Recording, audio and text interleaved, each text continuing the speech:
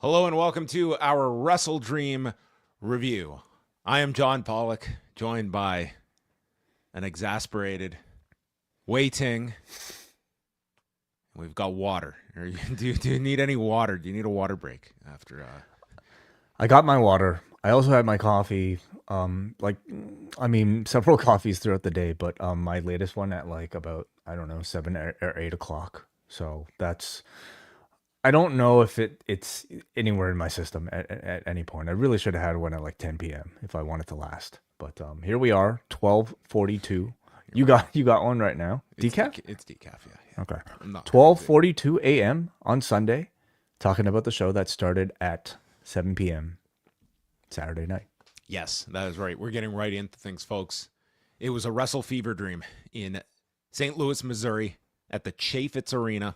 WrestleTix last number 6,114. I'm curious if what everyone's observations of this will be, but it was noted in the last couple of days that this is taking place in Missouri, which is one of the few commissioned states that do exist in the country. And the fact that there was, thought towards is there going to be any restrictions? And before people just laugh out loud after watching that main event, the fact is we did not get fire in the I Quit match. I think that's notable. I don't know what restrictions specifically the Missouri Commission implements, but in just looking back, this was 4 months ago that Matt Cardona had tweeted, "The Missouri Athletic Commission also said I can no longer hit anyone with my internet championship." So that is the level of restrictions. Now, I think that there was a lot more latitude here, but from one person I did speak to earlier today at AEW, I mean, again, not giving me any specifics, but just telling me the Missouri State Athletic Commission is brutal. So I think that's just interesting to look at here. I mean, the primary matches you would be looking at would be the main event. I think that would be maybe to a lesser extent the Tornado Trios match, but I think everyone was looking at the I Quit match, and I think just the fact that fire was such a big part of the lead up here, that would just be, my guess, would be something that they maybe thought that they would be able to do and couldn't, and it did force them perhaps to have to be more creative. But anyway. It was a noticeably absent element to the match. They did do the tease. They teased it. Yep. But you even had the "We Want Fire" chants from the crowd early. That is that was the expectation, because that was used in so many of the angles to set it up. And the only thing I can guess about, if you're watching this, well, goddamn, they waterboarded a guy. I could assume though, fire is also an area where you are potentially putting fans in harm's way. That if you have a commission, fire maybe is the you put your fire and belt shots. Those are the two things that we just, those are beyond the pale. Interesting. Yeah. I guess the type of thing, if that is the case, that you would have hoped that they would have, been able to figure out before building the entire feud around fire. But I'll say, I don't think they really need I don't think fire. One person is coming out of that match tonight and saying, "Man, I wish they did more." Okay. If they had, again, I don't know what they were dealing with here, but if they were dealing with any kind of restrictions, that was not a hindrance to them. I think that this was whatever you expected out of this match. I think you have to, it gave you what you were expecting in that type of a match. I felt that. Yes. Yes, okay, I did. Now let's rewind 5 hours. Okay. We'll get to that at a point here. Uh-huh. So, just some notes here. No Bryan Danielson at this show, so we did not have him on commentary.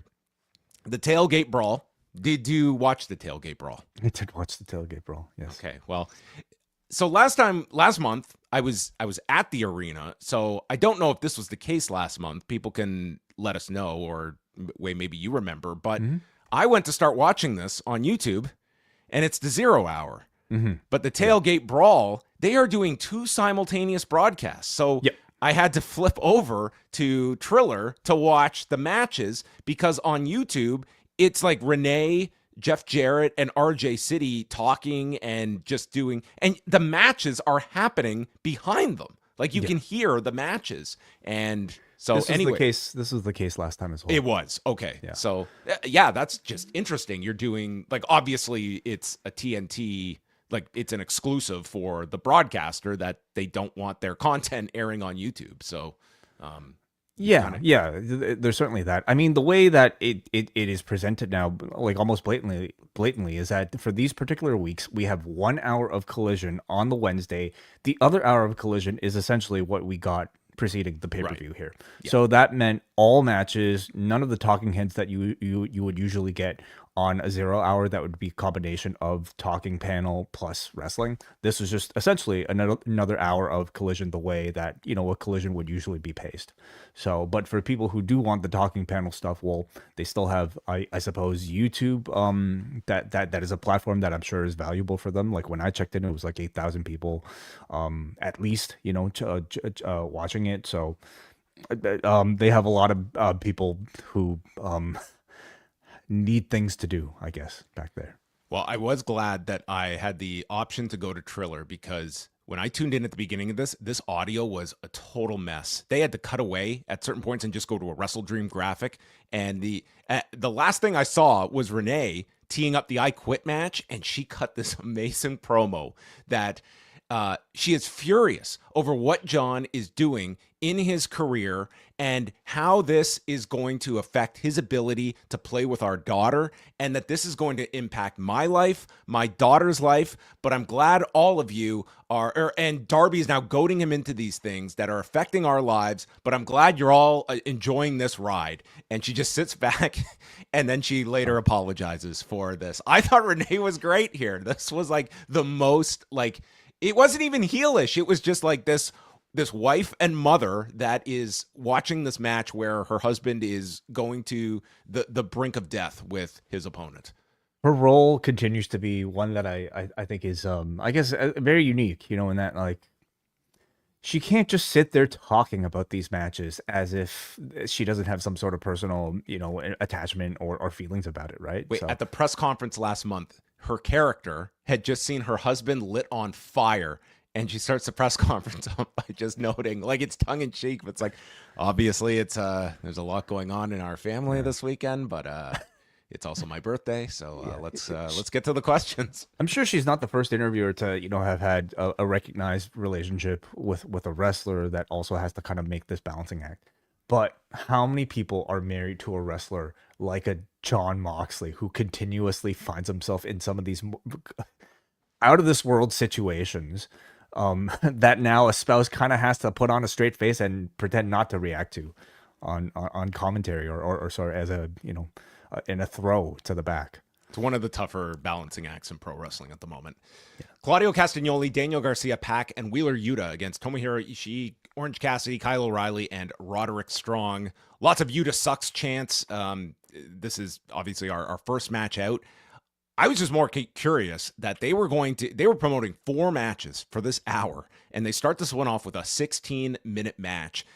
Cassidy came in, a lot of offense from him, and playing off of Claudio, the two of them just working really well together. We saw a nice stun dog into an airplane spin. And then after Ishii's in with Germans all over the place, Ishii goes for a brainbuster to Pac, but gets chop blocked from behind by Yuta, and it leads to a running knee strike. Pac pins Ishii in 15:56, kicking off a long evening of pro wrestling.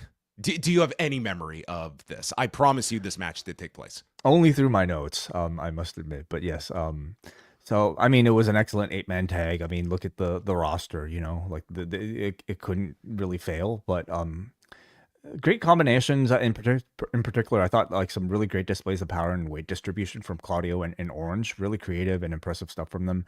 As an opener, it over delivers. I would say as an appetizer, yeah. I mean, technically, this would have been the best match on the Tailgate Brawl, because the other match, like, was it a pre-show match or was it a pay-per-view match? You can decide. Hook and Eddie Kingston. Never a good sign when you are so down the pecking order that you're not even going to be promoted in advance as their opponents. You were in action, and in action meant the frat house of Cole Carter and Griff Garrison, accompanied by Jack Jameson. TBA is a bigger draw than the frat house. that they thought that you announcing you as the opponents would actively hinder this match. Right. So this was by far the shortest thing on the entire show. So Hook and Kingston come out and we get a promo from LFI. Yeah. Who are not the opponents. They're just like, we're already looking at where Hook and Kingston are going after this match when they will do something of substance with a real group. So this was very short. Hook got the tag and he got to shine here with the suplexes. Hurricane, Red Rum, Cole Carter is the first person on this show to quit. And that happens in 3 minutes and 24 seconds I've got to say, a nothing match on the show. Like this would have been your short match that would be in a marathon of matches on Collision. A showcase match for Kingston and Hook, completely forgettable. I don't really see a reason for it existing other than to just, include Eddie Kingston on this show. So, I mean, Eddie Kingston makes his return at a pay-per-view. And on the second pay-per-view, he's on the pre-show in a nothing match against the Frat House. And I continue to just have a lot of questions about this return of his, because even when he's not in a Frat House match, what do we have to look forward to with Eddie Kingston? A continued feud with LFI that at this point, just like even he seems to be sick of, So I don't know what's going on. I don't know if it's like Eddie wanting to like work out ring rust on the lesser viewed show or whatever, but like it's been a weird rollout. They haven't, like, he's made no mention of like going after Gabe Kidd for revenge for the injury. Like, there's nothing that indicates that direction either. It's just been a very underwhelming return, and even like not really leaning on him, even on like a promo level. That even if you feel like he's doing shorter matches to get back in the groove of things, like that is the strength of this whole unit. Big Boom, AJ, and Big Justice were hosting a tailgate party, and they get upstaged by Trent Beretta and Rocky Romero. This is the longest built pre-show match that is coming up at next month's pay-per-view. Romero insulted Mother Justice, and Trent used a tray onto Big Boom, AJ, and Big Justice had to watch Dad get beaten down here for heat.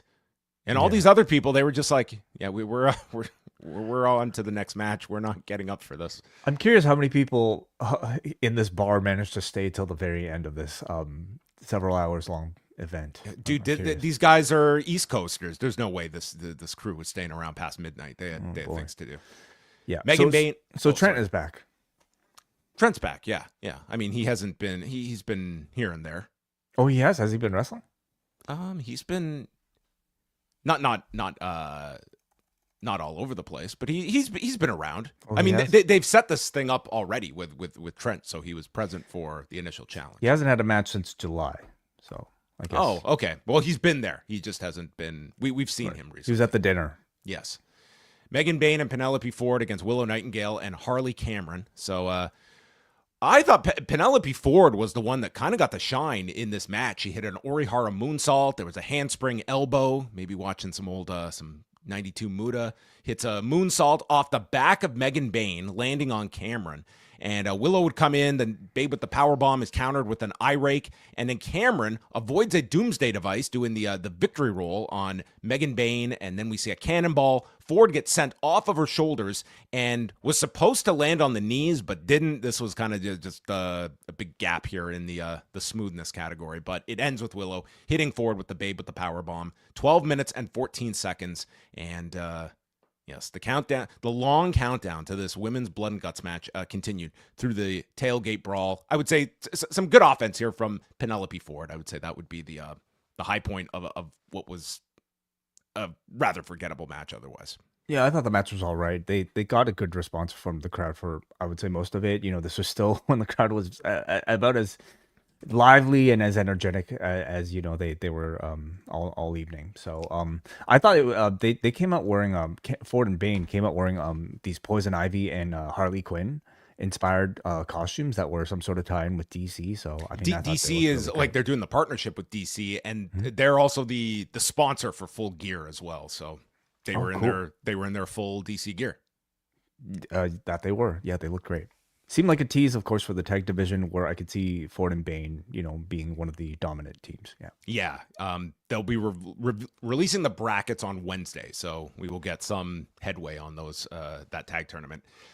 So then they did what I thought was like a really creative idea, and it was FTR against JetSpeed, and Tony Schiavone is, oh, wait a minute, there's only 6 minutes left.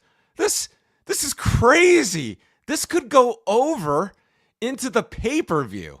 I mean, if ever there was a man who has been up against the clock when a match has not reached its natural completion, and we've got to go, it's Tony Schiavone, who you think would be ready for such big stakes matches with little time to go. But he was just in his glory at like, what are we going to do here? Could this go into the pay-per-view? So FTR and JetSpeed, did you think we were getting a 5-minute match way? It would have been possible. Yeah, sure. They were certainly working at a really fast pace as if they had to cram, a full match into these 5 minutes, but I wasn't really sure what they were going to do. Yeah. So the match begins, and then they go for these suplexes, and everyone falls over the top to the floor, and they transition to the pay-per-view where pyro goes off to start the pay-per-view as they're wrestling. And they just kicked it into another gear as the pay-per-view began. And man, we just got this was the first like really, really great match on the show. Bayley hit a moonsault, the Ultimate Weapon onto Dax on the edge of the apron. There's a sky high by Knight onto Dax, and the crowd gets very, very heated. Dax gets a sharpshooter, and then there's a shatter machine to Knight that gets broken by the Ultimate Weapon.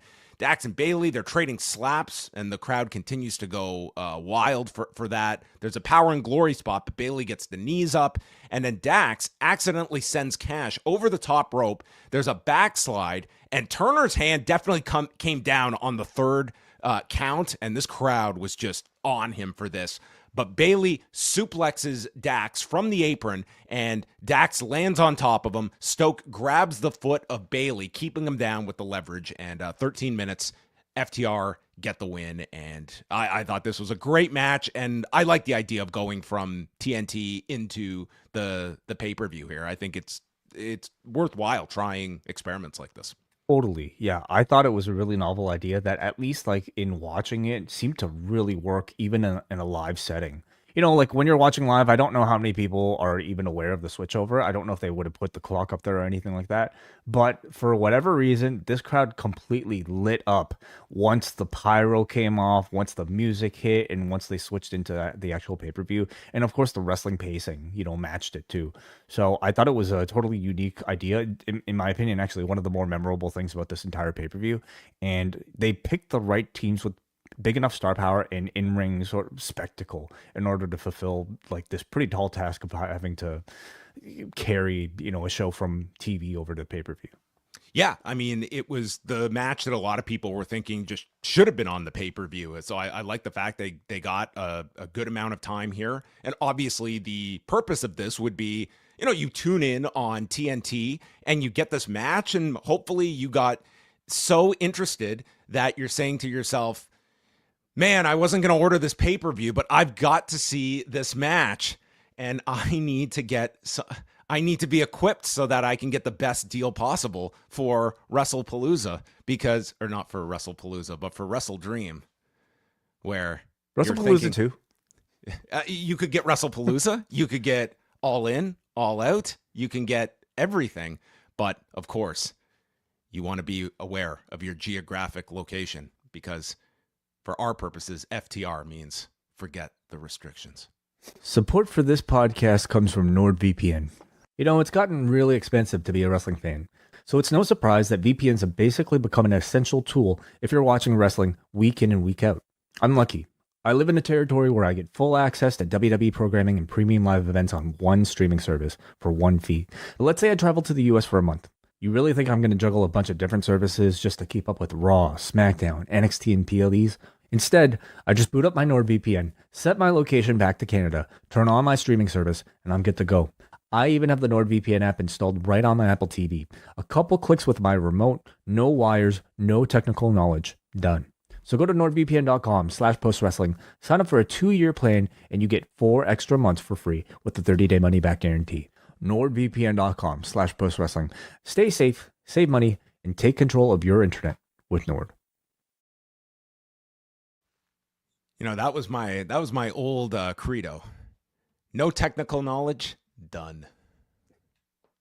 That's how I live my life to this day. That's why I rely on Wai Ting. Mhm. On to the proper pay-per-view we go. A hot start with the JetSpeed FTR crossover. And there in the crowd is Charlie Thez, the widow of Lou Thez, who Tony Schiavone interviews. This woman could not be more excited to be here at this show. I don't think she stuck around for the rest of the match, but my God, would I have loved to have seen her reactions to the main event. I mean, doing Lou proud, I am certain.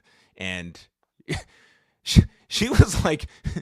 She sounded better than a lot of people that we hear promos from. Like, she just sounded like so enthusiastic when she was interviewed by Tony Schiavone. This was like a nice little interview segment that they did, and a nice tie-in given the location of where they were. Agreed. Yeah. Mm-hmm. Thekla, Jamie Hayter, with everyone banned from ringside. Everyone. Every single person under the sun banned from ringside. So we have been... leading up to this all the way since May when Thekla debuted, attacking Jamie Hayter, which she explained this week was because you were in the ring and wrong place, wrong time. And here we are 5 months later. Hayter is chopping Thekla right in front of Charlie Thez, and she's loving this. And Hayter shakes her hand. Then Thekla takes over, offers her hand to Charlie, and then pulls it away. I was hoping Charlie Thez was going to get like a spot in later in this match and just like nail Thekla. They're building up to that for the next pay-per-view. Perhaps. Maybe she'll be in the tag tournament. Blood and guts. Oh, man. Charlie Thez. Yeah, get the Charlie Thez press. I think that there's lots to be had with that potential. Hayter fights back. She sends her down, hits an Ushigoroshi, and then we get into these big blows, and Thekla applies an octopus, and there's a backbreaker to escape, and Thekla is warned, don't remove your belt. That's someone else's spot later. And she does the spider pose into a spear, but Hayter has her foot under the rope, goes for it again and into a lariat and the Hayterade. Jamie gets the win in 15 minutes and 37 seconds. I thought this match greatly exceeded the interest I had for it going in. I mean, going in, I personally didn't see it as much more than a prelude to Blood and Guts, but they had a really great video package. A lot of the video package is very strong on this show. And I thought the fun interaction with Charlie Thez made it feel a bit more special than just the TV match that I was kind of picturing it to be. The chemistry these two had, I thought, was really strong. You know, Hayter, to me, seeing her like throw a smaller opponent around just kind of makes Hayter's power look that much more impressive. And I felt like this was among the most special Jamie Hayter has looked to me since she came back. And of course, Thekla is just outstanding. I mean, I think her offense looks great. Her playing to the crowd was really strong. So a really good way to, I think, put specific focus on what appears to be the leaders of the Blood and Guts teams. Yeah, I thought that they, this was not done with any, like, other than this feud that is going toward Blood and Guts. This is not something where you got other bodies involved. This was not like introducing weapons and such. It was just straight up match, but it was a good opener. And I agreed with you. I thought that I thought both of them looked good. It was like a perfectly satisfying match overall. And Queen Aminata would come out afterwards to celebrate with Jamie Hayter. Young Bucks and Jurassic Express. They explained a backstory that the Young Bucks beat Jurassic Express for the tag titles in this very arena in June of 2022, and that Jurassic Express have never beaten the Young Bucks. So, outdoing themselves, the Young Bucks come out to a new entrance, and this is where we get their expense report that comes up of what they have spent their $500,000 on, and they are down to $32.17, which is how they are identified. And we have them walking out to the sounds of being told that they have insufficient funds over and over, as fans are literally offering them bills to hand over to these guys. There's one fan who held up a sign saying $20 for a Young Bucks photo, and Nick just jolted over to take this photo. If you want to know what suspension of disbelief is, it is these fans handing these multi-millionaires their loose change. Well spent. Well spent. It's part of the experience. So the match gets underway, and the Bucks, they hit a PK sliced bread combo onto Luchasaurus, who was super over to this crowd. It's like you've had this built up babyface reaction for Luchasaurus that has just been shelved for the last several years. And you could just see how over he was to this crowd. But a lot of it was built around like Jack Perry overcoming the Bucks, trying to deal with all of their offense. They did a chicken fight spot on the floor, and then Matt takes out Luchasaurus with a diamond dust, and then it's Nick with a destroyer on the edge of the apron. All four are down, and then the Young Bucks do Phoenix and Penta's double stomp into a package pile driver, as Excalibur refers to referring to their tag team battles in the past. Yeah. Yes. I hope they know that. Are there any specific stipulations about moves that cannot be borrowed from certain performers? Is there any no compete when it comes to tribute spots back and forth? I guess it depends. They're really testing it out this past month on both sides. So they scream to Jack Perry about all they've done for him, but he avoids the BTE trigger. Luchasaurus is in for the save. They do this crazy sequence, ending with a doomsday device to Matt for a near fall. And then it's Jurassic Express with a TK driver onto Matt, and Nick makes the save. They hit the BTE trigger onto Perry, but he kicks out, and everyone is stunned. Luchasaurus prevents a TK driver, poison Rana to Matt, and they hit the countdown to extinction, pinning the Young Bucks in 21 minutes and 35 seconds. I thought this was a match that was, it was building and building. There was a period, I would say, like with 5 minutes left, where I was thinking that maybe they missed like the peak of this, because they did like some incredible near falls. But by the end with the last series, that they certainly ended this one on a high overall. So I would say overall this was a really excellent match. And you've got the Jurassic Express, $500,000 richer, which Jack was like throwing like cash out to all these fans. Yeah. I mean, he doesn't need the money. He's not broke, I don't think. Not that we're aware of. I thought this match was amazing. And in fact, I think I'm looking back on the show, and this might kind of give away, some feelings about like the main event. But I thought this was my match of the night. It felt like, to me, the best of like, the Bucks are so like consistent with their action, with their creativity, and this felt like top tier Young Bucks match. Execution of very intricate sequences, everything was nailed perfectly, and I was so impressed by Jack Perry in this match. I think often when teams come back together after like failed singles runs, to me they can often feel like their backup plans, but somehow with Luchasaurus and Jack Perry getting back together, it immediately feels like they're a more complete version of the team that we last saw them as. And I think that primarily lies in Jack Perry's evolution. To me, he has shown a really strong ability to weave the maturity of that scapegoat persona with, I would say, this sort of older version of Jungle Boy. He's wearing like this Kraven the Hunter vest, so like it signals Jungle Boy without having to come out in the Tarzan tights and all that stuff. But in ring, I think he's retained like this more maniacal attitude that is now being used to antagonize the villains in, I think, a very playful and confident way. So I've been very impressed by his comeback so far. And Luchasaurus, somehow, just like in changing the name and being a part of this tag team, he's already way more over and suddenly feels relevant again compared to maybe the few years he spent as part of this Christian thing. In ring, I think this team looks better than ever, and their double team moves look awesome right now. Speed and timing are incredible, and you pair them with the Young Bucks, you're going to get the best version of them that you'll ever see. So I really love this. And between these two teams, FTR, Brodido, JetSpeed, like the tag division, I think is really starting to shape up and be very impressive. The bigger question is now with this huge amount of money that Jack Perry has, if Suzanne and Erica come for Jack Perry's money and leave him broke in season 5. Right. Yes. Josh Alexander is out with Mark Davis and Lance Archer. They attack. The Bucks are not going to help Jurassic Express. So Kenny Omega makes an appearance, coming out, telling the Bucks to go help, but they're not going to. So he does it alone, comes in, clears out the ring, and it's Omega once again standing alongside Jurassic Express. And as he leaves, grabs a red scarf and an Inoki Forever sign, which of course was the impetus for this event when they first launched it a few years ago. Yeah. Kind of the only Inoki reference I would say we got on this show. Yeah. I mean, at this point, I wonder if like, are they mandated to pay tribute to Antonio Inoki every single year, for WrestleDream, or is it just a name at this point? I mean, that was Tony's thing about this show. Like, it was on the anniversary of his death. But does that have to be the purpose of every single year's WrestleDream? I don't think anyone was looking at any Antonio Inoki. Like, they do make like the sort of like art and the logo very Asian, the poster looked themed. really cool with Joe and Page. Yeah.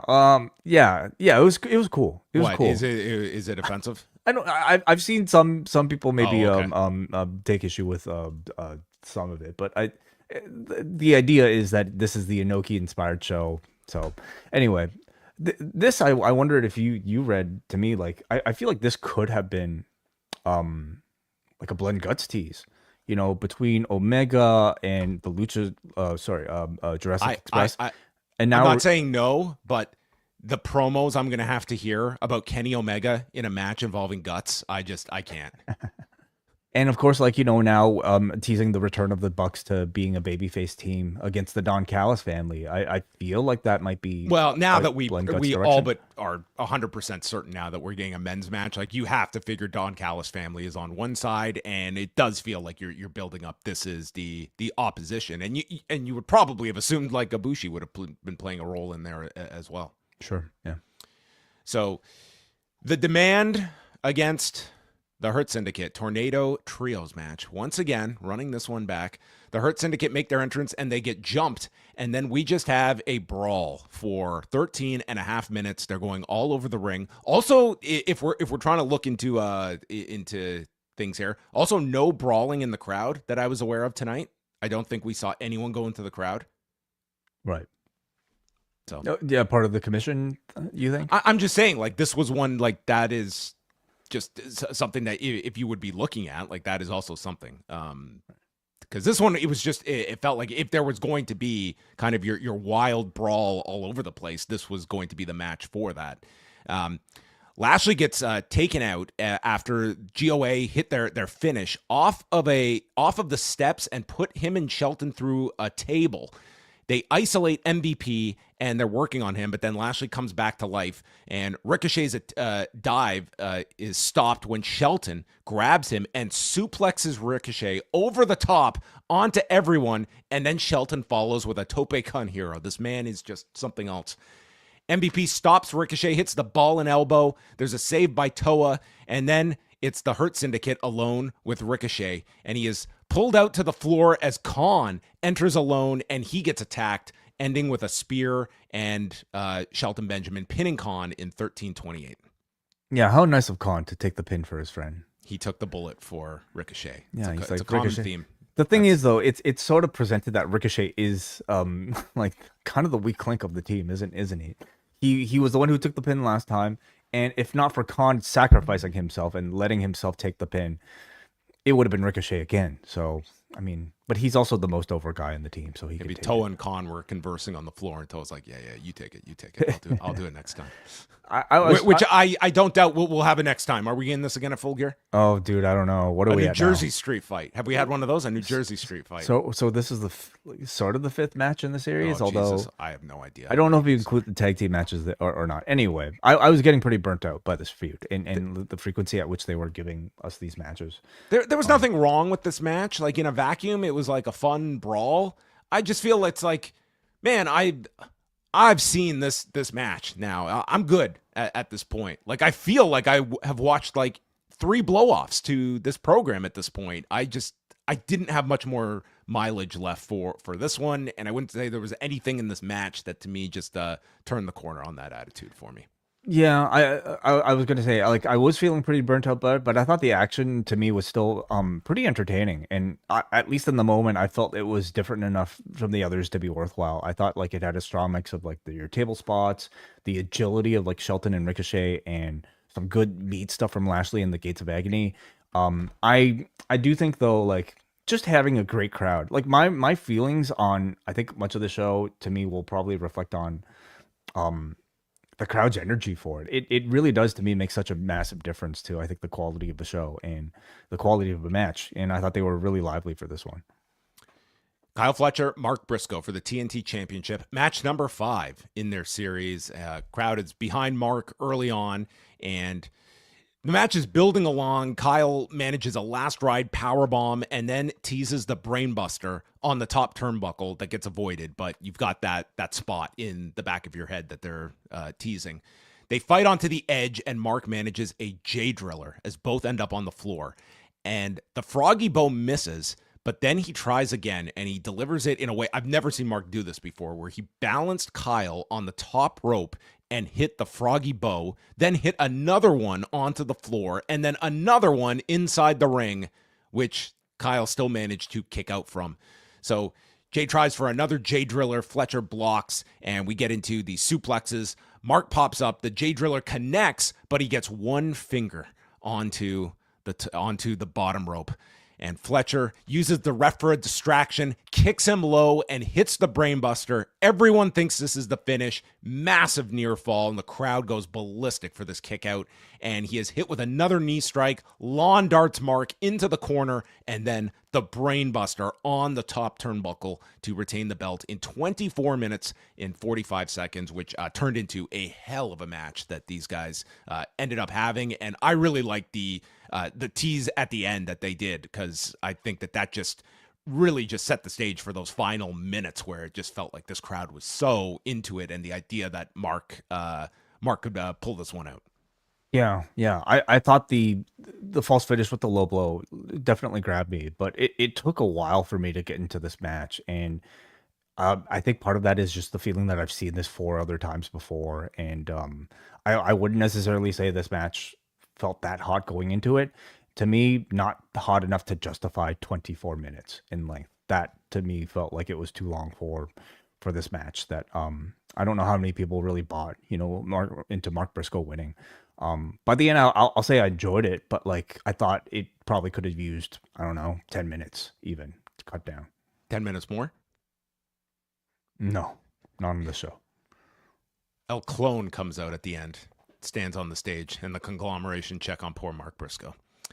Kris Statlander. Why was El Clone here? Like he didn't do anything. He just came out and just posed, like as if to steal some of this glory here. He didn't do anything. He hasn't done anything since he debuted. He has no contractual issue, but he's been missing as much as Andrade has. He's literally not his namesake because the guy's gone. He has no one to replicate.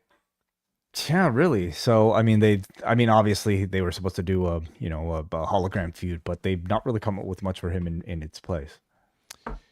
Maybe he should be revealed. He's Puerto Rican. Carlos Clone.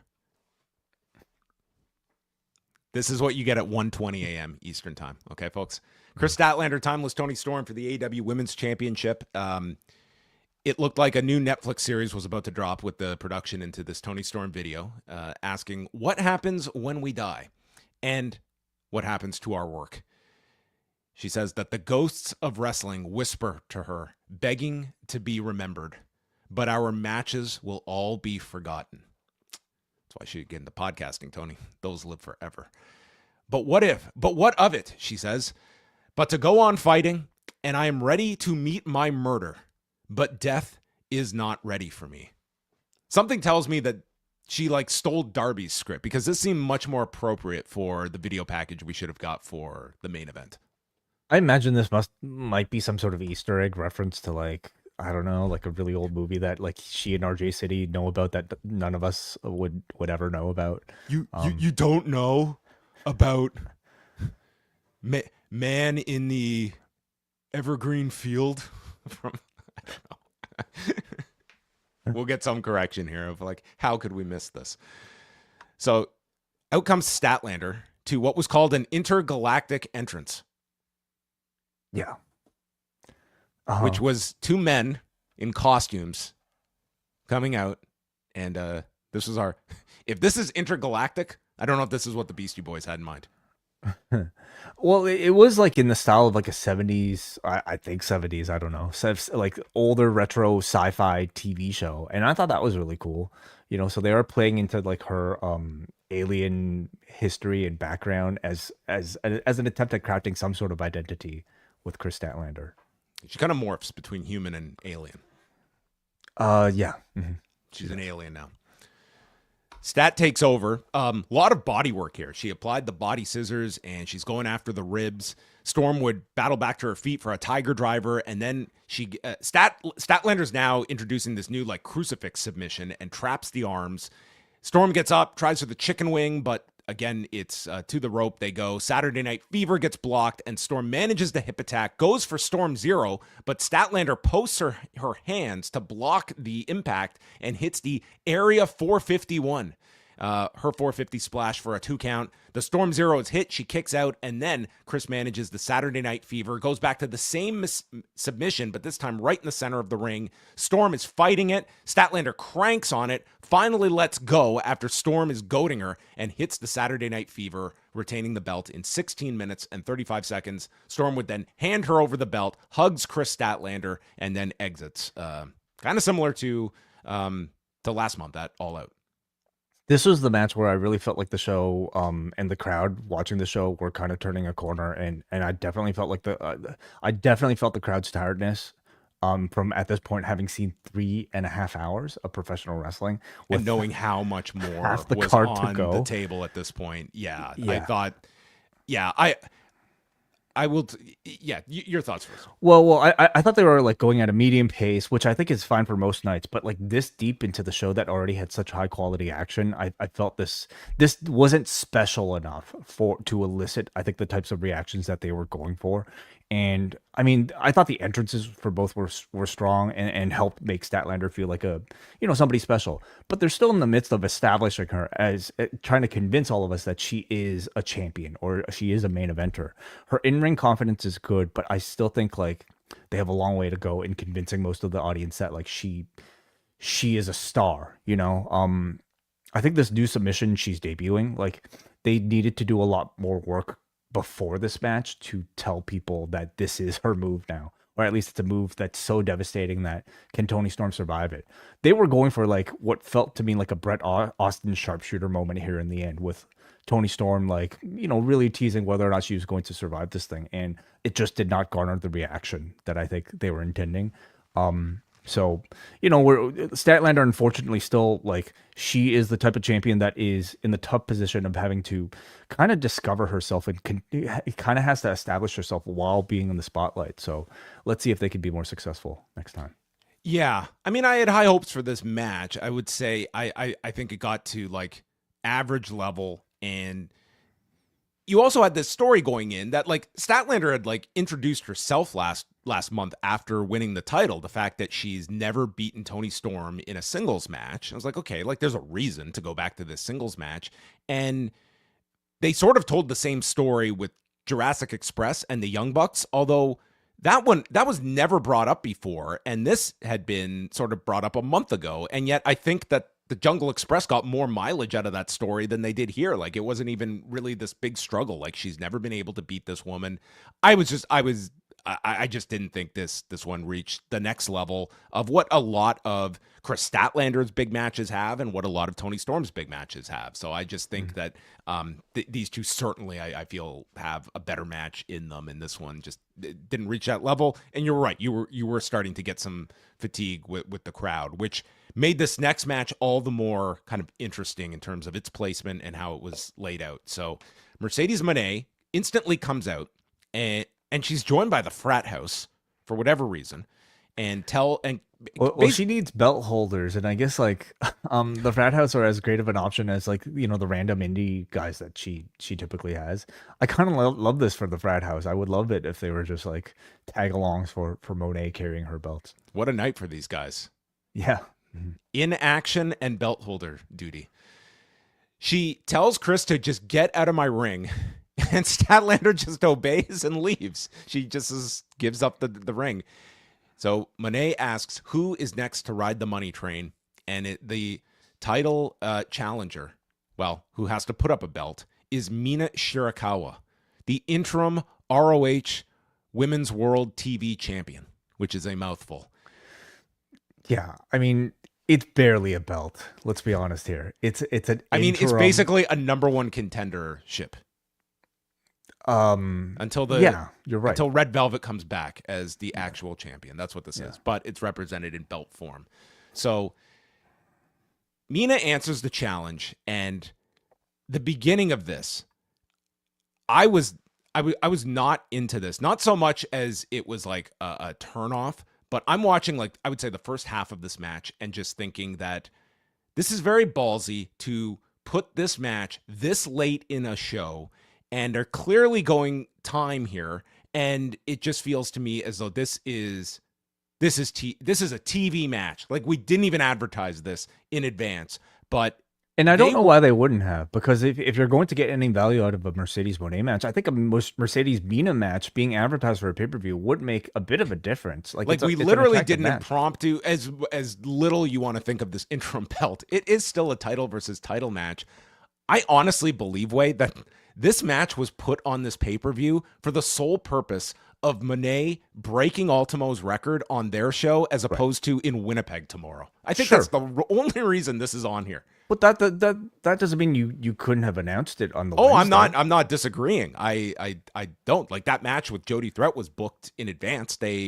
Anyway, they worked so goddamn hard in this match that they just won me over in this match, and I thought this one greatly exceeded like where I was midway through this match, because this crowd, like, they were really struggling in the first half of this just to get the crowd going, because it's a pretty cold match, and this is as much of a lock of what the outcome is going to be here. But Mina Shirakawa, she fought back with, after taking the three amigos, she gets the knees up on the frog splash and hits a sling blade from the top, the glamorous driver for a 2 count, and then she just goes after Mercedes' knees over and over and trying to get the figure 4, and Mercedes would have her figured out and have counters to the figure 4. She's having to dig down deep. When she uses the rope for leverage, the referee catches her, and it's like this signal to the crowd that it's like Moné cannot figure out Shirakawa. So she pokes her in the eye, gets the statement maker on, but then it's Mina escaping. There's a money maker, but Mina grabs the rope, and this crowd just pops for this rope break. And then Moné's chest gets rammed into the buckle over and over, and Mina gets caught in the backslide. Moné uses the rope for the pin in 16 minutes and 10 seconds. So she is now an 11 belt holder.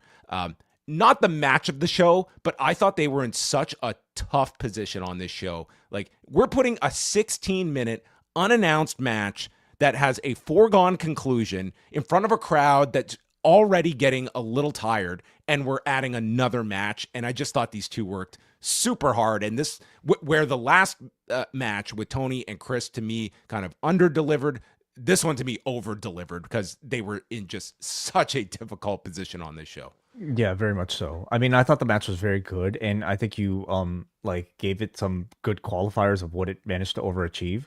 But I don't think they should have been put in this position in the first place. And I think that's a different topic. I'm not going to argue that. There are very simple things you could have done to prevent that. Number one, maybe build to the match ahead of time. Like, Moné versus Mina isn't just a match you throw out there. If it was a surprise opponent, sure, but Mina is somebody who's there every single week anyway, and you could have told a nice This could have been story. The promo on Wednesday. She's like, I want to break Ultimo's record, and who's going to be the champion to stop me? Like, it's a couple of days. Fine. At least, give me something here. Something. I would have also put this on another spot on the show. I also would not have given this as much time as they gave it, and I would not have given many of the other matches on the show as much time as it gave as those matches had. But we're a broken drum at this point, talking about these types of lengths of shows and matches. But it does. Let's be clear. This is also late. If this was an afternoon show, maybe maybe this crowd would have felt very different about this. It was a tough move back to evening pay-per-views from AEW. If you're going to do these 5-hour shows, yeah, it's tough. Let's also talk about Moné and her insane travel schedule. Okay, that alone deserves to be praised. She was at Arena Mexico Friday to take on Persephone, comes here to St. Louis, and she has to be in Winnipeg tomorrow for the Jody Threat match, where we presume she will get her 12th title.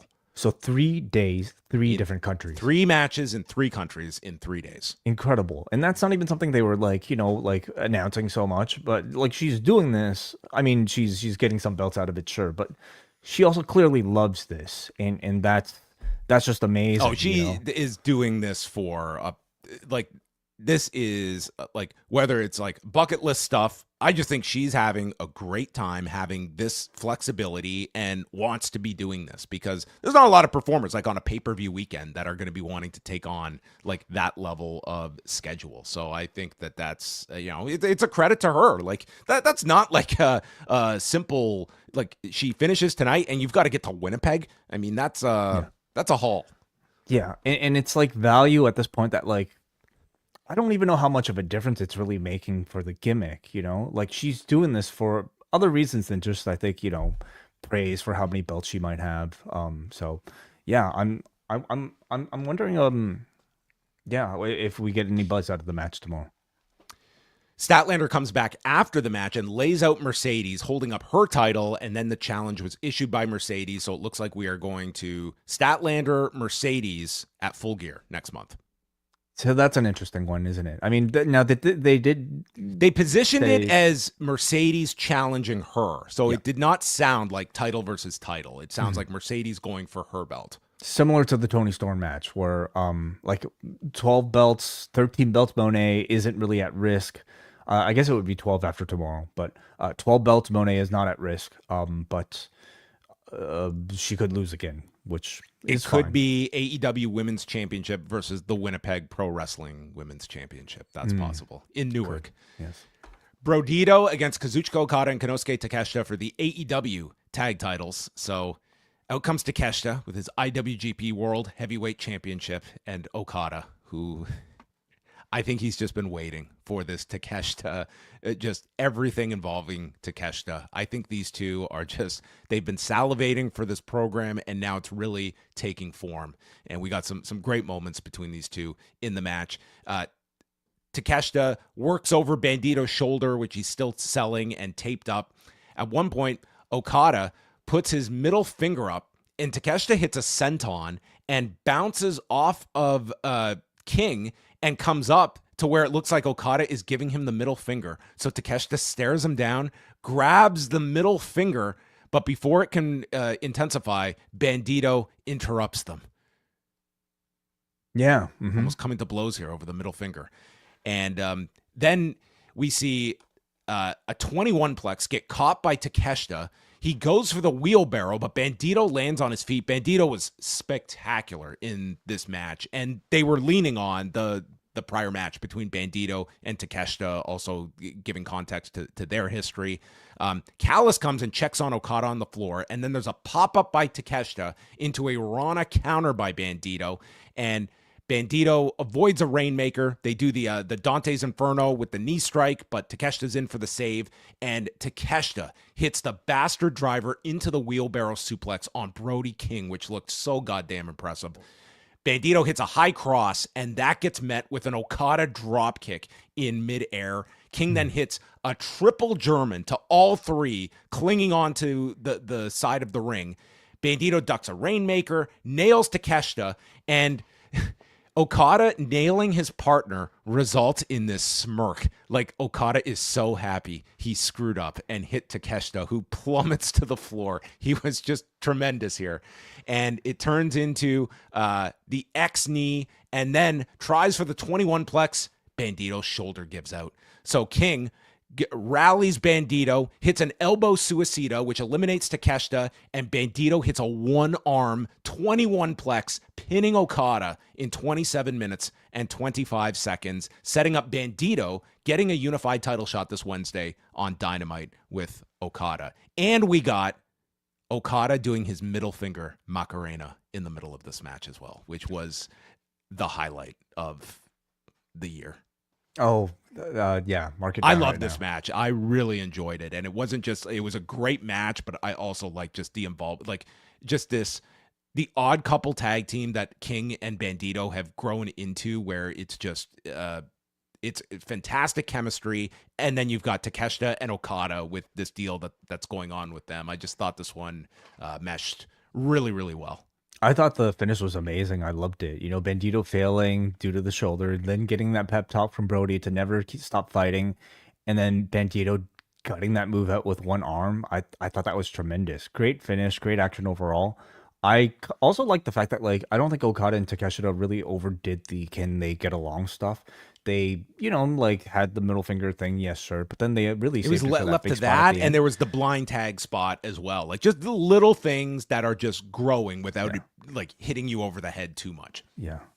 But I also don't think this match needed to go 27 fucking minutes, man. To me, like, so many near falls in this one. We're just missing that, like, sustained level of buzz that I think you would expect from a wrestling match of this high quality. And it wasn't there. And anytime, like, it's kind of like, you know, like a comedian like giving you a killer joke, but just not getting the reaction for it. And that to me took some of my enjoyment out of it. Again, the problem was not the action. It was the fact that this crowd by this point was exhausted this late into the night with as much as they've seen and knowing that how much they were still about to see. So to me, as a result, like, much of what took place in this match, I didn't feel it was as powerful as I think that they were intending. So great match. Might have been my match of the night had it taken place at a different spot on this card. Is that my issue that I have? I'm a killer comedian that sometimes just doesn't get that reaction from you that I'm desiring. No, not you. I enjoyed it quite a bit, and yeah, we should get quite the match here with Okada and Bandito on Wednesday's show. Mm-hmm. Renee spoke with a lifeless, deflated Toni Storm in the back, who is all she says how she's lost everything. Mina Shirakawa appears and says that they still have each other, and we still have a bracket to fill on Wednesday, and thus that will be our direction. Yeah, so of course we're, you know, wondering, well, what's after for Toni Storm after losing the championship, and they were teasing this team even prior, and they have to be favorites, Toni Storm and Mina. Hangman Page, Samoa Joe for the AEW Championship. Joe's got his left elbow taped up and going second from the top. They did go with the I Quit match in the main position. I shudder to think what type of reaction these two would have received going after the waterboarding match. Yeah, where you guys can have your match in the main event spot, but you will be doing it in a pool.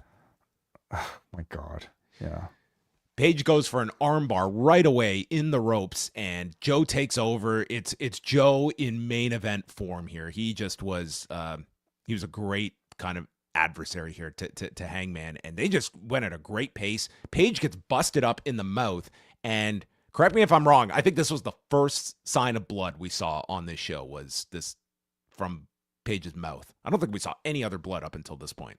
At least not intentionally, no. We got so Page's mouth is busted open, so Joe hits him with the face wash, leading to a reference to Otani, which opens the door to references to Hashimoto and Chono and Ravishing Rick Rude. No, he was not brought up here. Page is constantly going for this Orihara. I mean, this I enjoyed more so because of, like, it's like on his checklist. He's got to hit the Orihara. And that was like the story here was like, I've got to hit this thing. And Joe just kept getting out of the way. And then finally in the ring, Joe is laid down and Hangman goes for the moonsault and he completely overshoots this guy. I mean, completely missed. It was like... Scott was like, oh, he overshot it a bit. I'm like, dude, he came up with nothing. A really rare error. Although I don't know if I've often seen Hangman actually do a moonsault to the middle of the ring. It's typically to the floor and he's landing on his feet. I mean, this is probably you can get a lot more longevity out of this version if you're bound and determined to backflip every match. But could it just be like he was used to a different arc? Did Joe maybe underestimate like how far he would have went? This was a bit odd. Yeah, this was the Orihara. Killer comic, bad reaction there. So he overshoots and then the Deadeye gets stopped and Joe stops the Deadeye, landing Kawada kicks, and goes into a power bomb into the STF. And they're just going like at such a breakneck pace here. He gets out of the STF with a rope break and goes for the buckshot and gets locked in the coquina. And down goes Hangman. He sold this thing so well. It's like his arm was going down, but then it just fires up and he gets to the rope with his last gasp. And the Muscle Buster gets countered into the Deadeye for a 2 count. Boom, he's out to the apron. Buckshot. Joe staggers but doesn't go down. Second buckshot, still doesn't go down. And then when he hits the third one and goes down, this crowd roars as he wins this match. I wasn't timing this. I swear to God, I thought this was like 12 minutes. I thought this was like the briefest AEW title match. It was 19:05, and I just thought it went at such a fast pace. I'm going to venture to guess Way had a different reaction maybe if you felt these 19 minutes. But I thought this was just like a really fast-paced, fun match for what it was, and it felt shorter than it actually was for me. I thought it was a good match, and I think it proves that Joe can still deliver very high-caliber main event performances. So for me, it was just a pleasure to see him like pull out these signature spots, making them look as good as they do. Especially after like he teased himself that he might be retiring soon after seeing that AJ and Cena, his contemporaries, thinking about or at least like I don't even know if he did tease it. Maybe I'm confusing it with Nakamura, but like I mean, it's been brought up recently of Tony Khan has said that he's this generation is on its sort of like walking its way in towards the sunset. So I guess like I don't know how many more times I'll be able to see Samoa Joe in these sort of like title matches on pay-per-view. So I was kind of like enjoying it from that level. They were battling a very tired crowd, and as a result, like you could see Hangman try to like struggle to get this crowd react for much of these spots. But despite all that, I thought they really worked their asses off and they got some pretty decent reactions. Ultimately, as this match stands on its own, I don't know how much it'll be talked about or remembered even like at the end of this page run. But I also think that maybe it was for a reason because there was clearly going to be more added to the story. Joe gets up, and this is like the big moment of the post-match. He shakes hands and embraces Hangman as the Ops have joined him in the ring. And then they all jump Hangman, and this crowd they gasp at this because they're all like in the idea that, you beat me, you've won my respect, but instead it's all of the Ops turning on Hangman and Joe screaming that he's not worthy, drills him with the belt. So he got to do what Matt Cardona could not in June. Oh, you're right. Yes, belt shot here. So St. Louis cleared this. Mm-hmm. And a muscle buster onto the championship as Page gets helped to the back. So extending this, which I guess if you don't have the necessary opponents ready, I mean, it was such a clean finish the way that they did this that it really, like, I was not expecting this angle after the fact, but I guess this will continue probably to New Jersey next month with some kind of stipulation added to it. And I mean, it does give you a reason to do like Page with Hobbs or Page with Shibata on TV potentially, and it does put the Ops now in the heel role, and they need heels for this. Like, this is a company that's got a lot of baby faces, and they do need some heels, especially with MJF gone at the moment. And so well, I was certainly happy to see this. I thought, like, I mean, Joe has been doing great work in these couple weeks, just even teasing this sort of like gray area type of version of himself. Now we're getting a full on heel version of Joe, and I think we're going to see him do some of his best work we've seen so far. The bigger shocker is like a Katsuyori Shibata turning heel. Like, how often, like, when was the last time he was actually heel? I mean, it's like when he came back to New Japan in 2012, it was like he was like the outsider with Sakuraba, and it was kind of presented as like, here's the prodigal son that's come back, until Tanahashi like embraced him with the locker room and such. Like, that was kind of when he was, working as like like he always had like the edge to him in New Japan, like pre 2017 injury and such. But yeah, but you've taken Shibata, one of the most sympathetic figures now and turned him. But yeah. I don't doubt like he I'm fine if he ditches the phone gimmick and we get more of an Me edgier Shibata. Me too. Like as lovable as I think like modern day Shibata is, like I'm ready for him to take an even more serious turn, and that's certainly what we've got with Joe, which I'm sure will be the tone of the ops. So of course, also interesting is the trios match that's coming up with the Hurt Syndicate, who are now baby faces, of course, and a reason to. It's a clear-cut babyface positioning of the Hurt Syndicate, as they have been with the Demand. But how do the Ops drop the championships, which I'm presuming will happen because they're facing the Hurt Syndicate? How do they drop the championships while still retaining this edge for the group, and especially Joe challenging for the I don't know if it's such a guarantee they do drop these belts. Yeah, I just don't because know, I would man. not be beating them unless there's a reason. But would you beat the Hurt Syndicate? MVP.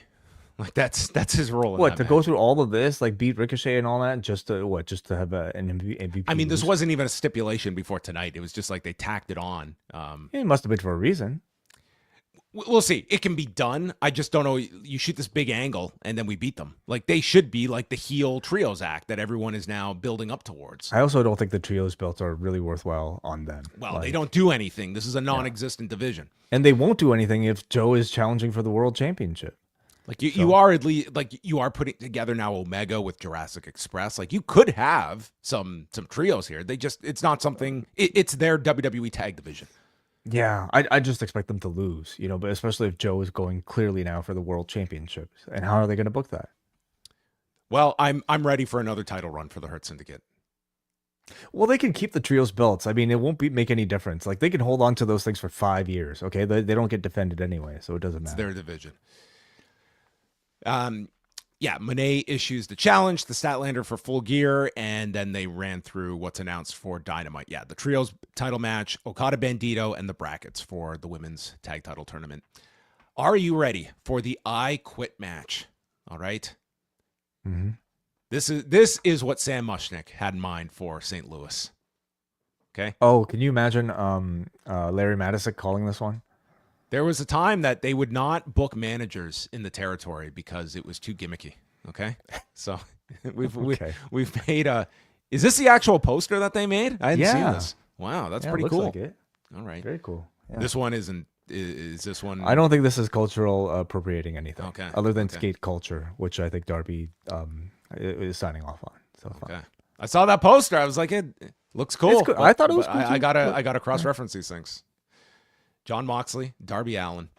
Darby comes out with the AEW flag that he scaled Mount Everest for. And, if he tempted death on that particular adventure, this was going to be number 2 in the man's life. And he lays the flag at the center of the ring as Moxley just casually steps over and wipes his boots on this flag. Shafir is in the corner, and we get involved early on, and Moxley gets a chain bloodying up Darby's mouth, and his ear, by the way, which has been the constant of Moxley's targets. Well, hold on. The ear came from the spot of him basically. With the rope. Yeah. So he uses the chain on the mouth, and then he slices the ear against the rope. To make it bleed. He held him like he was doing like the Bryan Danielson stomps, and he basically dragged him by the arms into the second rope. It looked vicious. But then Shafir gets a bag of skewers.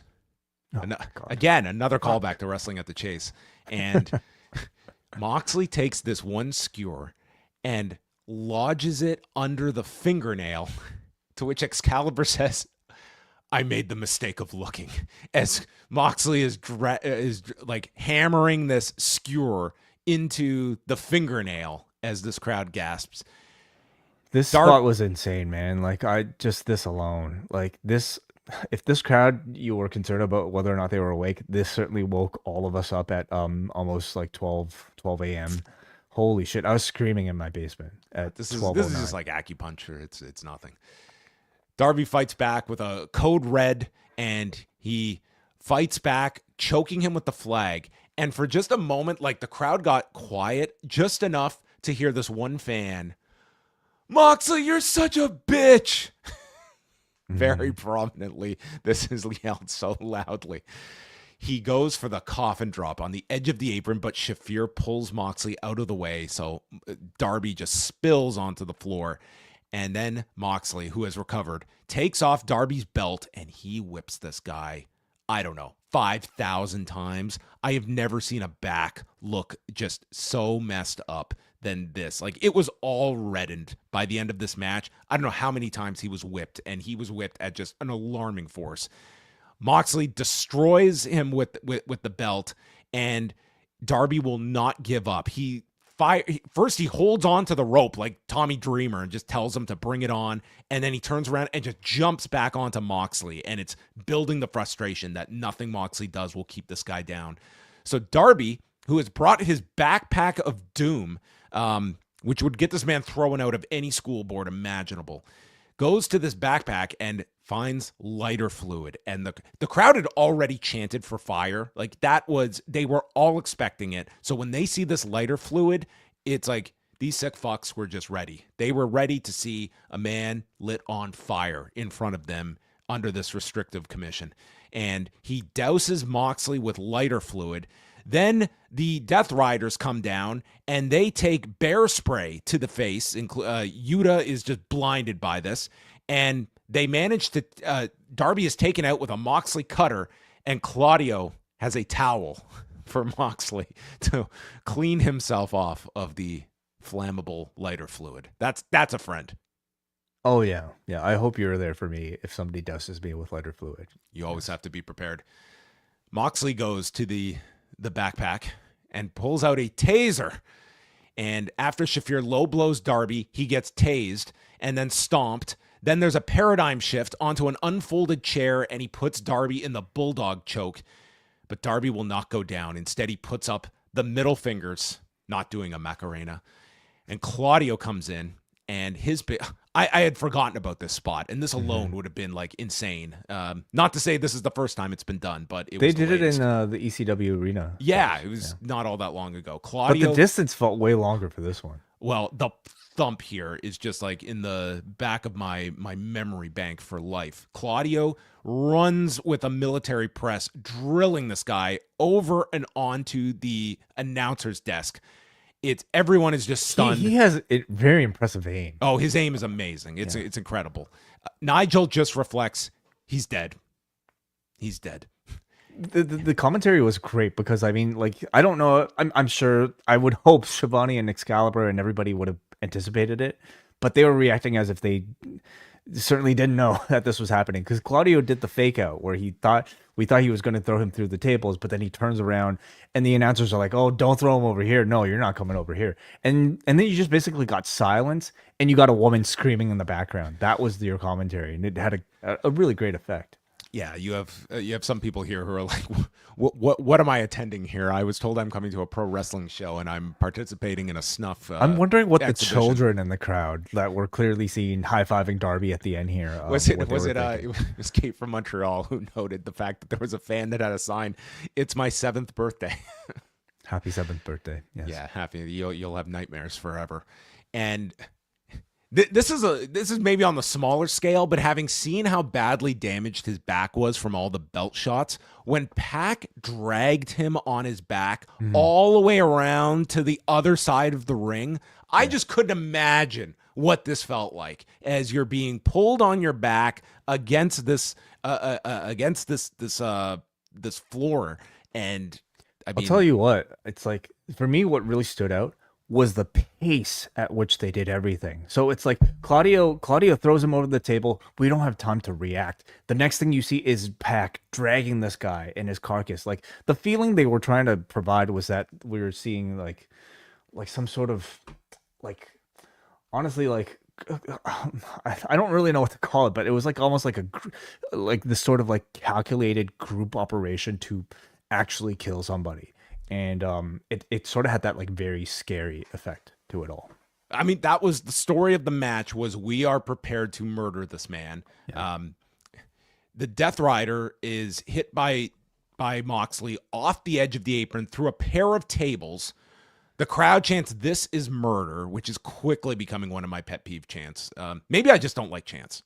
Maybe that's is it me? You are you and I are both pretty quiet when we're watching wrestling live. It's all I say is like, and maybe I'm completely off base here, but it's like, these guys are trying to convey like the most horrific story possible of a match. And even at this level, like how many matches are you going to see at this level of intensity? And it's still met with like a comedy chant. And it's just, is that just, hey, they're making noise, that's great? Or is it like, it's still not? Like, are you saying do you think it's disrespectful to the art that's being created? Well, I was like, fans can chant whatever they want. They're free to chant anything they want.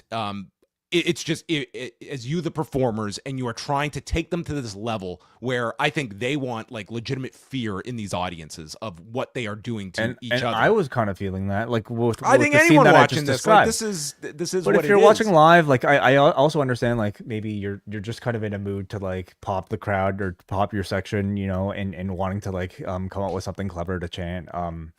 People are having, like, you can't control what a crowd chants. Like they will have their good time, and at this point you kind of have to expect these sort of things, I think.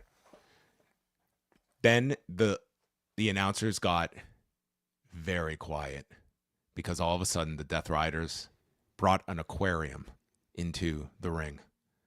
Yeah, because you could hear the crowd react. We couldn't really see it on camera yet, but then, like, yeah, we saw what it was. Mm-hmm. There was no more chance here. They filled the aquarium with water, and Moxley says, I know what I have to do. And what is that? Waterboarding Darby Allin. And he's yelling. First of all, Moxley was amazing in this match, and I'm not even talking about like the stunts and the work. Like his character stuff in this was just like, here was a man that had been brought to the edge of his level of sanity, that he was uncomfortable with what it was going to take to beat this guy, and he conveyed that so well here. He's like, don't make me do this, and he just starts waterboarding him here over and over. Nigel, just complete straight dying fish gasping for air. I just don't know how he got this line. Did you be more mad at Nigel than people chanting "This is murder"? He said it though with such concern, though. I mean, you have how else would you commentate a waterboarding? I suppose it's tough. It's tough. There's not a huge precedent before it. I mean, you pretty much have to go to the ends of the tape trading world for any comparisons. I mean. At one point, Excalibur just asks, like, who have you ever seen so despicable to go to this length? And you just have Shivani, Ole Anderson, 1990. I mean, the guy's speaking about the taser, not the waterboarding, but yeah, point taken. It was earlier in the match. Yeah. Ole never waterboarded, to our understanding. Shivani said Ole tased him, like, you know, and saying that he was asking the panel if they've ever felt what a taser feels like, and Shivani's like, I have. You're right. So he continues to attempt to murder Darby here via waterboarding when the lights go out. And what was actually cool was that like the audience realized who was there first before the lights came on. So you get this big pop and then the double pop when the lights come on, and there is Santa Borden himself, white-haired Sting, waterboarding. Oh my God. Oh. 2 a.m. everybody. Oh my God. Way doesn't rest. So here he comes, and this is like the untouchable character in AEW lore. He's their Undertaker. Yeah. He is their Undertaker, and Moxley is just in fear of like what he has conjured here in the return of Sting, who chokes Moxley with the bat, attacks all the Death Riders, smashes the aquarium. So now we have got a ring, just a puddle of water with broken glass all over it. And just the eyes of Moxley, he could not have sold the fear more of Sting here. I just thought Jon Moxley was so spectacular in this match. Yeah, he was. Yeah. He tosses the bat to, he what does he do? He throws the bat. He gives it to Darby. To Darby. Yeah, I had this wrong. And he goes face to face with Shafir, ducks a slap, and removes Shafir. So he has evened the playing field for Darby to survive. And it's Darby who uses the bat, goes to the knees of Moxley, chokes him with the flag, Scorpion Death Drop, Coffin Drop, and then the Scorpion Death Lock in the pool of broken glass as Moxley quits at 25 minutes, 25 seconds.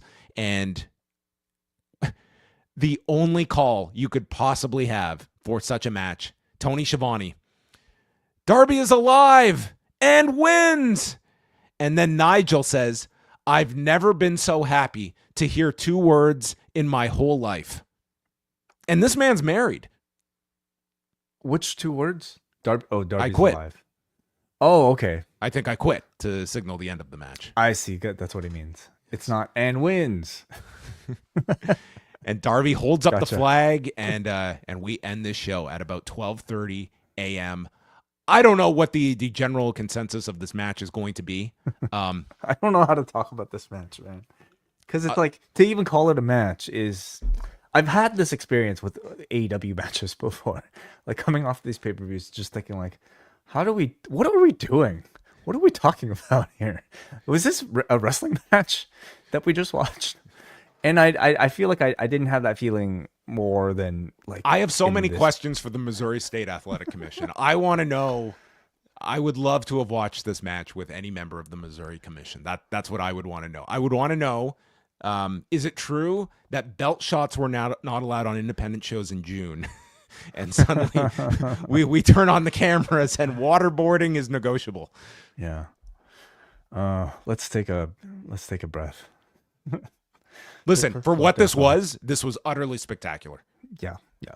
I thought this was honestly one of the best Jon Moxley performances that you are going to see. I thought Darby was Darby, which is to me this was like they delivered what they promised. Yeah. And I think there remains like a question mark here of like, what restrictions did they have? I think everyone would feel comfortable in assuming that fire was off the table, that they could not use fire. And in that case, like, were they handicapped to have to put this together? Like, I give them a lot of credit because this is one where, like, this crowd wanted fire. It was very evident.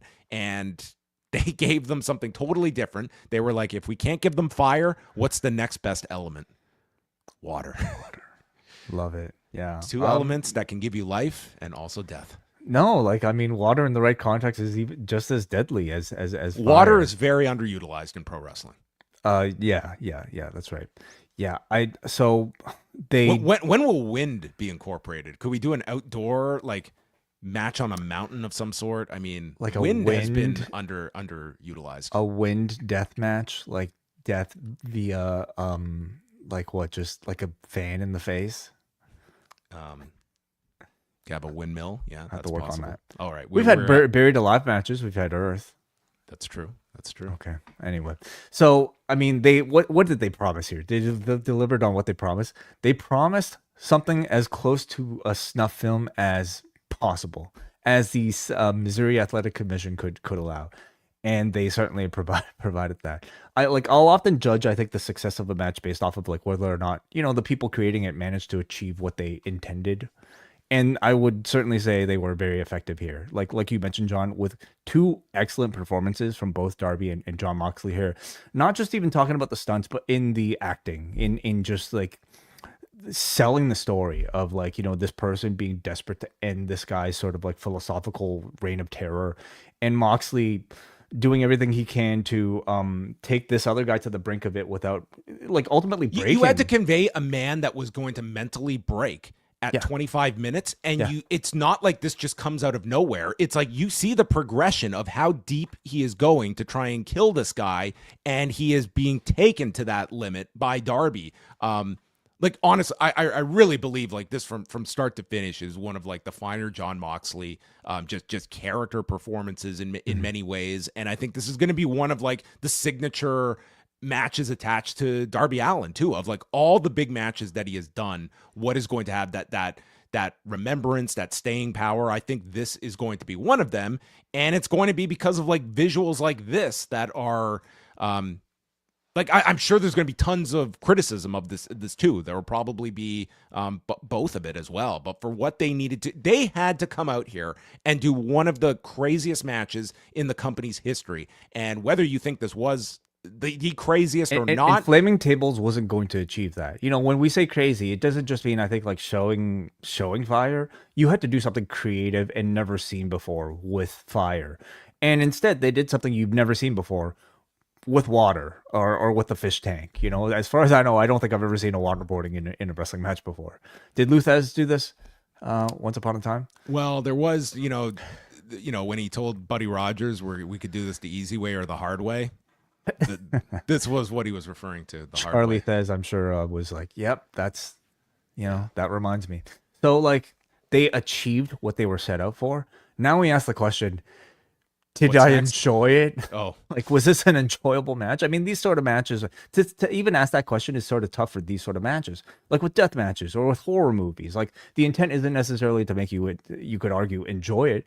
It's to make you feel, and it's to make you remember. And this made me feel, made me remember.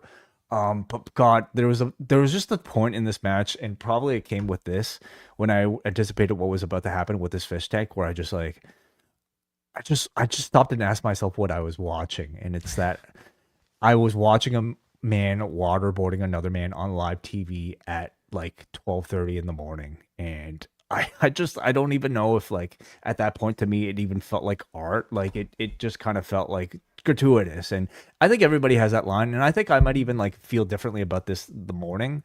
But in the moment, I've just kind of really hit my limit on like this sort of thing. Like I kind of failed to see the artistry. In recapping the match, I do understand what the intention was, but God, I just like, I did not really enjoy this like towards the end. But the Sting stuff was really great, really great. yeah. These are not always my favorite types of matches, but I really thought this was excellent. Like I really thought it delivered in a lot of different ways. And I would say, like, part of this as well is that this match is able to have some kind of staying power with people, that they'll remember it beyond just a couple of weeks. And part of that, I think, will be to its benefit if this match is panned by people and there's a controversy over the match. I think a lot of times that's what elevates matches. Like an Osprey Ricochet comes to mind, like without the like hatred some people had of that match. Yep. It sort of just becomes like an accepted, like it was a great match in an era of tons of great matches. And I think part of it is like, I think you will see both sides of like arguments. And if people like do not like this form of professional wrestling, I'm not going to argue with you either. Like it does, is going to test some people's limits of what they've seen. But again, it's like, if you came up in a culture where you were exposed to a lot of death matches just in like smaller audiences, like you've seen a lot of like intense, crazy shit. Well, at this point, if you're an AEW fan, you've seen a lot of intense, crazy shit. Like AEW as a pay-per-view product, I think is very much, you can classify at least like its main events as a death matchy type of promotion, right? Like some of the most extreme they still things, haven't done weed whackers yet. Like that's fertile territory for them. But at this point in my like wrestling watching life, I feel like some of the more extreme things I've seen has been within an AEW ring, right? So this just kind of feels like it's par for the course for like their pay-per-view attraction. By the end we ask, okay, like did somebody feel like they got their money's worth of, paying however much for this pay-per-view experience that they couldn't get on TV? You can argue like this sort of spectacle, it justifies that. And what pressure you also feel as AEW to be able to do a match like this that your competitor cannot. That when you promote a match like this in the future, these are the ideas that are going to come to mind, that an audience is going to know, okay, they don't have a restriction of how far they're going to go. And like that is a selling feature to some, and it's going to be a turnoff to others as well. Like I don't think this is going to be a uniform, well received or panned match. I think you'll have differing opinions. That would be my guess. Whenever matches like this occur, I guess your complaints would be the length of the show, and I'm not going to argue specifically there. The length of the show this late into the evening. If this was an afternoon show, I feel like I might feel very different. I would say like midway through the show, I was definitely feeling more of that fatigue, and it was, I would say, the second half of the show. Like you had a really great Bucks match with Jurassic Express, and then it was more to. I enjoyed Kyle Fletcher and Mark Briscoe more than you did, But then it was, kind of a disappointing Toni Storm match with Kris Statlander. And I would say the last 3 matches with Mercedes and Mina Shirakawa, that to me it just really, I gave a lot of extra credit because of the position that they were in. And then you finished with the tag title match that was exceptional, the Hangman Samoa Joe match, and then the snuff film at the end. So, like the last variety on the show. That's what you're looking for on a show. So, I do give this a thumbs up show overall, but I was, it's an investment when you're sitting down at 7:00. I left the show like not being sure that I would give this a thumbs up. I mean, I felt like I watched a 5-star match in that Jurassic Express Bucks match. I really love that one, and I feel like I saw some really high quality wrestling towards the end. But let me be clear, like my complaints about the length of the show isn't even so much my own personal enjoyment. It's the fact that it robbed us of the soundtrack that I feel like these matches would have otherwise achieved. If you weren't alone. Like it was very clear that audience, like, and let me say, that St. Louis crowd overall was pretty great tonight. Like St. Louis has been it's not the biggest market for them, but the audience reaction are usually pretty good here. But like they hit a natural fatigue that was in line with like how I felt in the middle of the show as well. Like And that to me robbed, I think, a lot of my enjoyment of a lot of those matches, just not kind of getting that atmosphere for them. So it's still really high quality wrestling, but I did feel like it to be a pretty big drag, like towards, like the latter portion of this, until of course you got the main event, which is certainly worth watching if you're at all interested in seeing what the result of this is. But I would recommend that. And I would certainly recommend Jurassic Express. And if you like, what else would you say are the recommended matches on the show? I would certainly say, I don't think any FTR and JetSpeed. I would say was that was novel. I put that on the list as well. I really enjoyed Fletcher and Briscoe. I would add like those two, and then everything that came at the end. Of course, the Young Bucks Jurassic Express that we've gone over as well. Like I'd say, like you had like 5, 6 like really, really spectacular matches on this show. Like on a show where honestly that opener, the hours and hours ago, that opening 8-man tag, like that would have been a tremendous TV match if we had seen it. Like if that was on, like they would. But on a show like this, that's certainly gonna fall by the wayside. Yeah, I think I might be more thumbs in the middle. But that's just my experience. If you happen to watch this like in pieces, maybe you'd feel very differently. If you happen to watch this not at 7 p.m. and at 12 in the afternoon, maybe you'd feel very differently too. All right, we're going to get to the forum in just a moment, but I do want to let everyone know that is checking us out here on the Post Wrestling YouTube channel that we are here Monday, Wednesday, and Friday. If you want to get your Raw review, Dynamite, and SmackDown, we always put up the review here on the YouTube channel, but you can also watch and listen to those shows live Monday, Wednesday, and Friday nights by joining the Post Wrestling Cafe. It's $6 a month, gets you 30 days access. That comes with the XL versions of those shows, as well as plenty of other shows that we are putting out on a weekly basis. Already this month, we did a review of The Smashing Machine starring Dwayne Johnson and the Nobody Speak documentary looking at the Hogan Gawker case, as well as reviews of Bound for Glory, King of Pro Wrestling. And coming up this week, it is the return of Book Club for our Double Double and Espresso members. We're going to chat about the Irresistible Force book on Gorilla Monsoon and 107 Days by Kamala Harris. Also, coming up this month, we're going to do a talk where Wai and I get together in person, and we're going to chat. We're going to talk, and there will be no water involved. Unless, besides the water in our cups, of course. That might be the exception to the rule. Yeah. You don't have a fish tank, do you? No, I don't. I had a fish tank as a child, and good. I got 3 tiger fish, and they died in very quick fashion. So much so that I got a free fish out of it that also died. I was not good with fish. They jumped out of the thing and they died. I had to find these things on the floor in the morning. Not good.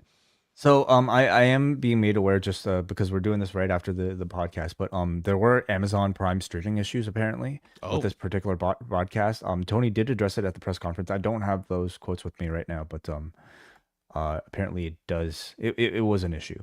Well, maybe in the feedback, some people will mention if they did have any issues. Because another like aspect to the show that wasn't really discussed, like this was the second pay-per-view on HBO Max after last month's show as well. So that's significant as well. All right, everybody, we will go on and we're going to start off with Andrew from Cape Breton. It was good to see the passion of the Derby tonight when they brought out the fish tank. I thought they were going to use piranhas, but instead we just got some good old-fashioned drowning. Also, we learned a brief story of how Ole Anderson took a taser to Tony Schiavone, so that would be fun to hear the full story of that. Well, if only Tony Schiavone had an outlet where he can share that story. I'm sure that will be asked. Definitely a Christmas ham of a pay-per-view. As it's 1:30 a.m. Atlantic time, I definitely would have preferred the show go on earlier. I know Tony is lying through his teeth about the reasons for moving All In and All Out, but they really are better times if you're going to have a long show.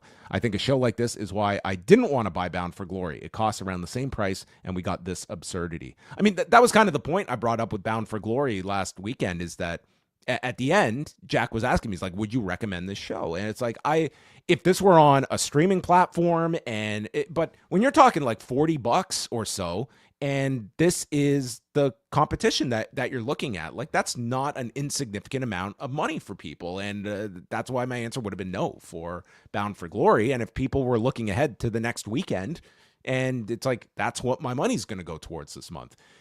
He says, all the matches were really good. It's hard to pick out match by match what to go over, but everything hit for me. I was slightly disappointed with the world title match not going on last, but I can see why they placed it second from the top due to the angle and how they were going to murder Darby Allin for our enjoyment. Overall, another in the incredible shows that AEW has put on.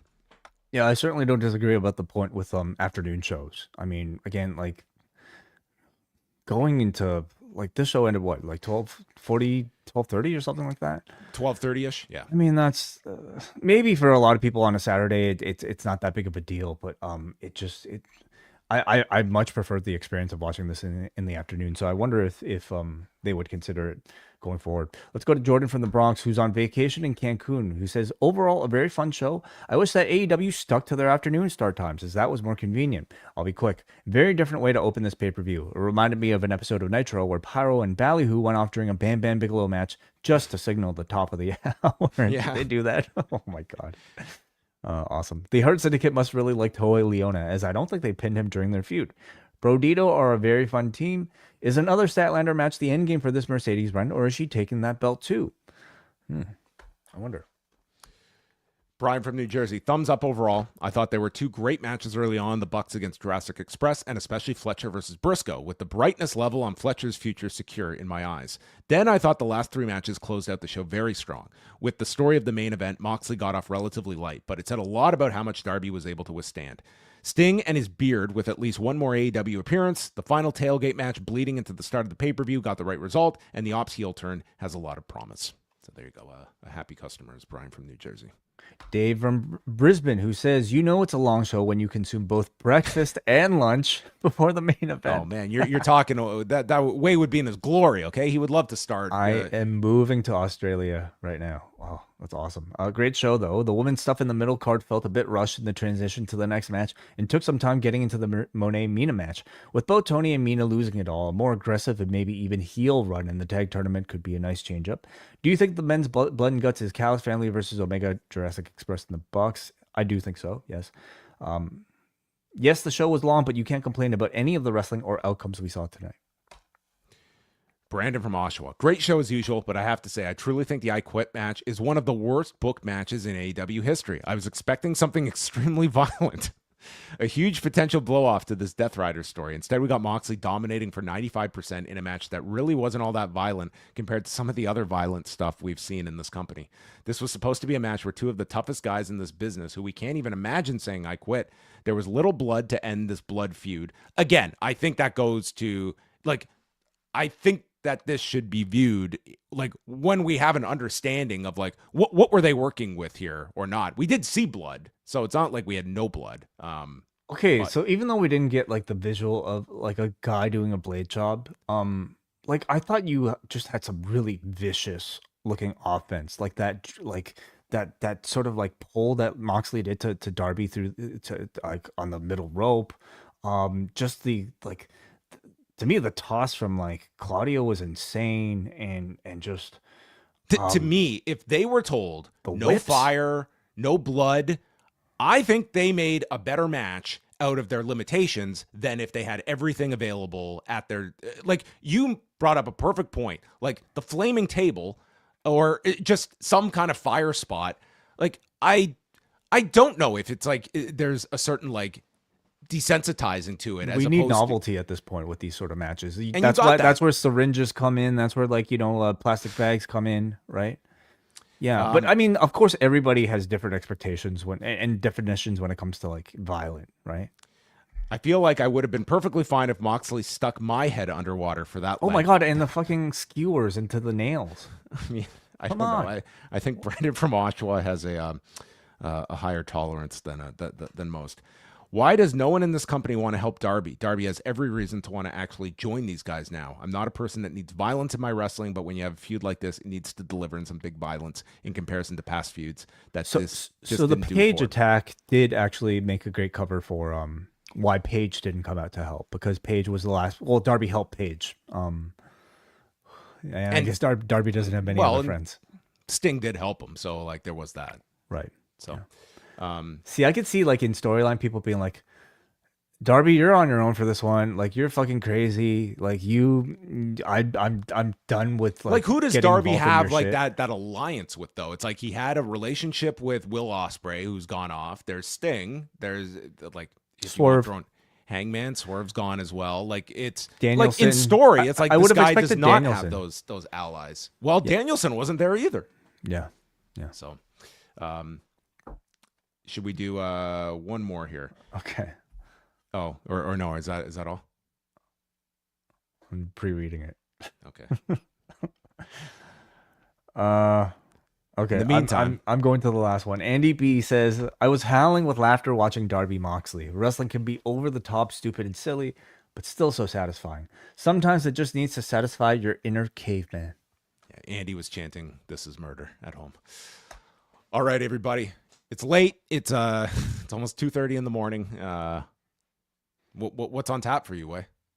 What comes after this? Waking up. Well, processing the show and waking up at probably 8-ish. So got to take our kid to get his flu shot. So I have to get my flu shot this week. Actually, I'll be dealing with my own I Quit match. Is it Oscar that's getting the flu shot? Yeah. Oh, all the best. Oh, needles are the worst. A 6-month-old won't react. Like they'll react a little bit, but like they can't even really process it that much. A 3.5, like the 3-year-old will be I'll need Sting to help me tomorrow, I think. Well, it might sting. On that note, we're going to say goodnight. Thanks to everyone for tuning in for our WrestleDream review. We are going to be back on Monday night following Raw. You can join us live on the Post Wrestling Cafe. And Sunday, the NWA podcast has you covered here on the Post Wrestling channel. Thank you to everybody. Hit that subscribe button. And that's it. Goodbye.